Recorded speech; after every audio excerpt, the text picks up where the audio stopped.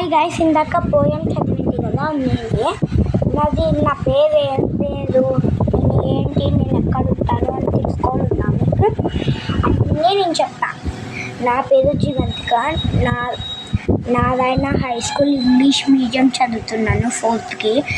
నేను ఎప్పుడుగా ఇంకా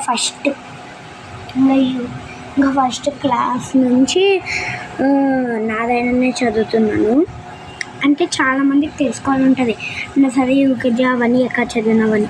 ఫస్ట్ మా అమ్మ టీచర్ ఉండే, ఆ స్కూల్లో చదివింటాను. మా అమ్మ భాష స్కూల్లో టీచర్ ఉండే, అప్పుడు ఆ స్కూల్లో నేను చదివింటాను. గైస్.